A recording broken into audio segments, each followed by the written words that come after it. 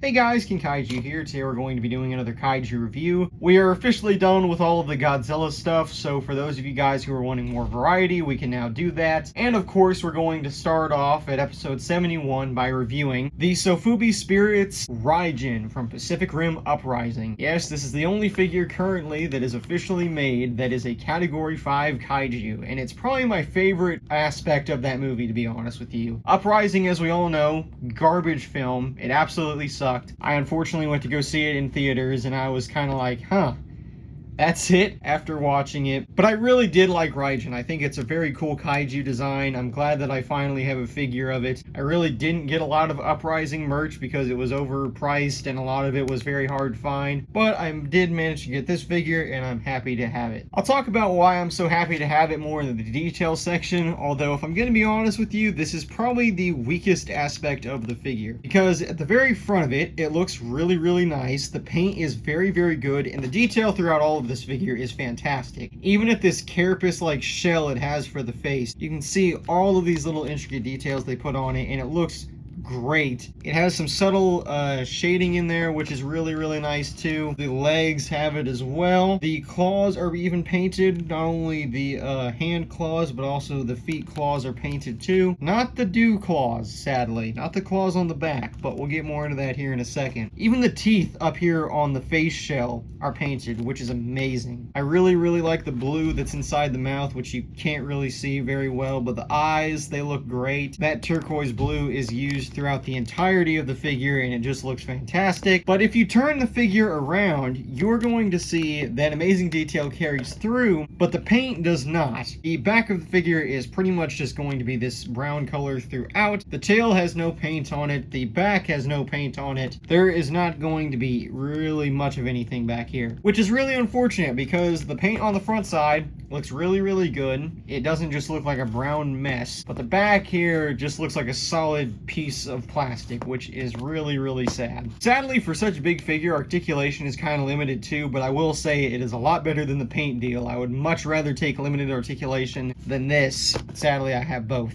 The arms can rotate, and the size of the figure whenever you put up the arms like this is really menacing. The legs can also rotate. They can't rotate 360, and they are incredibly tight, but you can get them to walk and do all that stuff. I will say on my copy, it is very prone to falling over. If you like pose it any which way wrong, you can already see he's starting to topple a little bit, which is weird because you can actually pose him with his tail off the ground, but if you pose him just a little bit too far the wrong way, yeah, he's gonna start to kind of topple over, which is unfortunate. You will get some subtle rotation here in the wrists, but I think these are supposed to be glue sealed. Same thing with right up here at the knees. This right here was unfortunately really wobbly out of the box, and I thought that meant that it could rotate, but no, it cannot. So I think there is officially 4 points, but there is a possibility for maybe 6 or so. I would not say try that though, because you're probably gonna break the figure. Now, as for sizing, as I said a second ago, this figure is big, and I don't know exactly why, but I am really appreciative to Bandai that they did that, because again, this is a Category 5 Kaiju. So if I pose the camera right and I pull out a figure, let's go with the McFarlane Toys Crimson Typhoon. Now this figure is about 4 inches tall, and again, like I said, this guy's about 7 to 8, and yeah, Raijin looks like he could just go over and bite off Crimson Typhoon's head, which is how a Category 5 is supposed to look. It did not look that way as much in the movie, which I am very sad about. That's a big thing that I think they got wrong. But let's compare him to a more traditionally sized robot, if I put the camera back how it kind of was. Here is the Bandai Kaiju, and this is kind of more how it looked in the movie. I don't think Raijin was even this tall, if I'm going to be honest. The Jaegers probably looked him more in the eye. Bigger than Kaiju, that's how it's supposed to look. And like I said, I really like this Kaiju design. It's very original. We'll compare him now to a Kaiju that I think doesn't really have that going for it. A Kaiju that's a lot more basic and bland, which is Black King. I just pulled this guy off the shelf and was like, I haven't really used him in a little while. Let's compare him. Raijin looks a lot more original and a lot more menacing than Black King does. A lot bigger too. This is already a fairly tall figure, keep in mind, and yeah, Raijin can easily just knock him over. So that's my review of the Bandai Sofubi Spirits Raijin. Obviously, like I said, it's a pretty good figure. I'm glad that I have one of it. I think there is a possibility for more articulation, like at the the elbows, of course at the wrists, maybe at the knees, but you know what, whatever. Definitely at the tail, but they didn't do that, sadly. Although it would have been cool if they had a gimmick where these face shields could come in, but of course it's Bandai, I don't expect them to do that. Paint and detail is a mixed bag, because again, detail is really, really good. Paint